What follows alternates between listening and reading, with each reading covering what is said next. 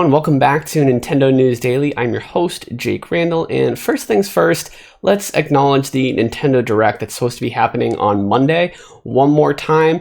Basically, all of the evidence is pointing to Mario 35th Anniversary remasters via the Mario 35th Anniversary Twitter that just got leaked. We have Kelios still saying that the Direct will take place on Monday, July 20th, and Jeff Grubb, who is the only other person to predict the March Direct, is saying that he won't rule it out. He's not saying that his sources have confirmed this, but he's not saying it's not going to happen. So hopefully, people are hoping that the Nintendo Direct gets announced today. So keep in mind, Nintendo News Daily always comes out very early in the morning. So if you're watching this and the Direct has already been announced, I guess we called it. And if it hasn't been announced, I didn't say it. I was just reporting the news. No, but seriously, hopefully we do get that Direct coming up on Monday. It will be very exciting to see. There's just so much that people are hoping to hear about from Nintendo. So let's hope that not only is there a Direct on Monday, but let's also hope that Direct meets all of our expectations.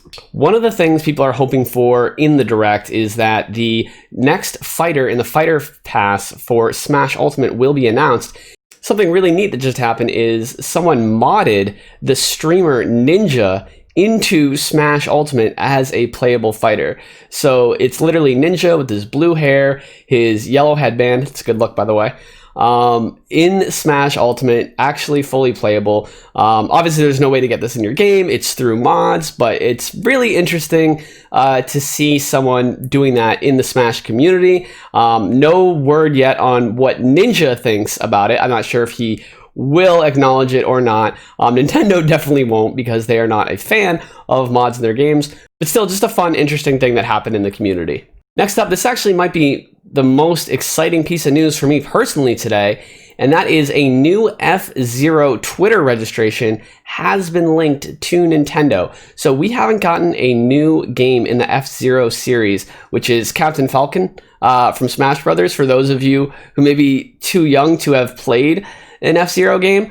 We have not gotten a new game in the series in 16 years. That was a really, really fun futuristic style racing game from Nintendo. The last one on the GameCube, F-Zero GX, was actually developed by Sega, which is interesting. And Sega did a fantastic job on that game. So with this new Twitter account, it kind of has people wondering, is there going to be remasters of F-Zero? Is there going to be a new game coming at some point?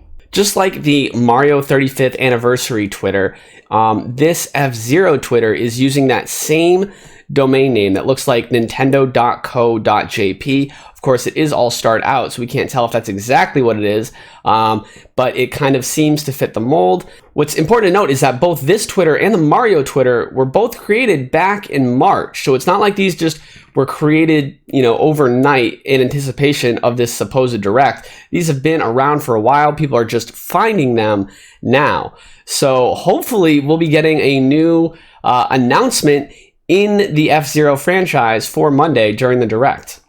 With LEGO partnering up with Nintendo to make the NES LEGO set, announced earlier this week, it looks like Hasbro has decided to get in on Mario's 35th anniversary as well. And they are celebrating with a special edition Super Mario Celebration Monopoly set, as well as a special edition Mario Jenga. The Jenga set looks really cool. This must be like a different kind of Jenga because it has a spinner and it actually has Mario characters and a large Bowser on the Jenga tower. So I'm not exactly sure how that works, but it looks pretty cool. And then the Super Mario set just looks beautiful. There's gold coins. The characters looks like, they look almost like silver, polished, really nice. It looks like the chance cards are actually in a question mark box, like in the Super Mario series. The board is colorful and detailed, so depending on the price, this might be something I'm interested in because I'm a pretty big fan of Monopoly. Next up in the news, Paper Mario: The Origami King obviously releases today for the Nintendo Switch. People have been anticipating this title heavily, even though it hasn't been announced for too long.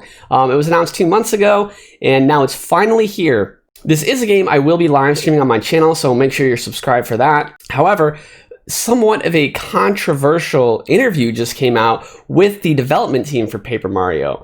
And one of the key things that came up often in this interview was that they want to keep evolving the Paper Mario series and keep making it different, creating new gameplay experiences, which kind of explains why they're going away from turn-based RPGs. Well, even though they are kind of beloved today and kind of expected for a Paper Mario game, it looks like the development team at Nintendo wants nothing to do with gameplay styles that have already existed. They want to keep innovating. And sometimes when you want to do constant innovation, it can be a problem. Sometimes it's beautiful and brilliant, like what happened with Breath of the Wild, Mario Odyssey. However, sometimes, you're innovating in the wrong ways. I feel like turn-based battle is something that isn't around that much today. So when people get a really good experience with turn-based battles in RPGs, it's like a treat in today's age. And I think that's what people are hoping for and why some people are disappointed. A direct quote from the interview is, "The philosophy of game creation that producer Mr. Tanabe learned from Mr. Shigeru Miyamoto, and that in turn he's imparted to me, is to challenge yourself to create new gameplay. Games are entertainment. So I want people who play our games to say, wow." And when you hear a quote like that, it makes sense what they're going for. And like I said, I'm not holding, Paper Mario one way or the other until I get to play it, right? Until you actually play a game, I don't think it's really fair to give it any super harsh criticism. So I'm hoping it's fun. I'm optimistic. I'll be playing it on stream. Definitely come check it out. And clearly they've put a lot of love and care into this game. And for a Nintendo game, when they do that, it shows. So I'm thinking that I'll still like it, even though I am a turn-based RPG fanatic. So if you've picked up the game and started playing it already, leave some comments below on what your thoughts are. Next up in the news, the next official competition has been announced for Pokemon Sword and Shield, and it's called Armor Beginnings. And what is interesting about this competition is that it will actually be a singles competition. Normally, all Pokemon competitions are doubles battles. This one will be singles, and what's even more interesting is that the only Pokemon that are allowed to enter are Pokemon that are in the Isle of Armor expansion. So that means the 400 that were in the Pokemon Sword and Shield base game are not allowed.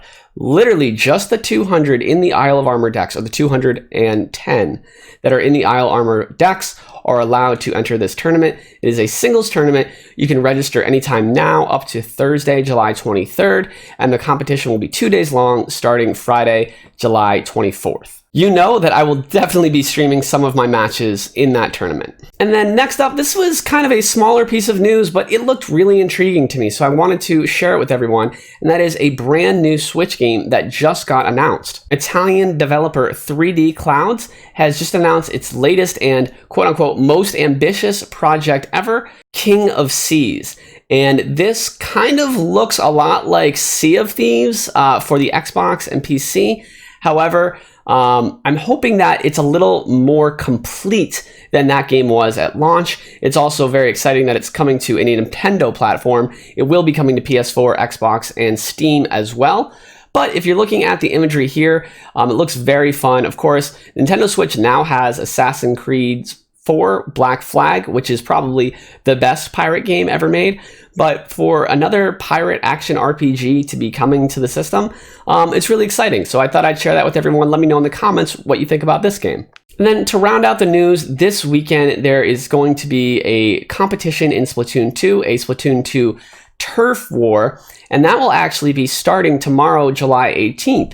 And you have up till 10 a.m. tomorrow Eastern Time to register with one team captain and 3 other team players, plus one alternate if you wish, at battlefy.com/Splatoon2. I think my girlfriend Sydney will be entering this competition. However, things have been a little crazy with work, so we shall see. But it's definitely going to be a fun time for everyone involved. And that about wraps up the news for today, July 17th, 2020. Drop a like if you found anything interesting and consider subscribing to stay up to date on all the latest Nintendo news daily. We will be taking a break over the weekend. The show runs Monday through Friday, so I will see you guys all again on Monday. Have a great weekend, everyone. Bye-bye.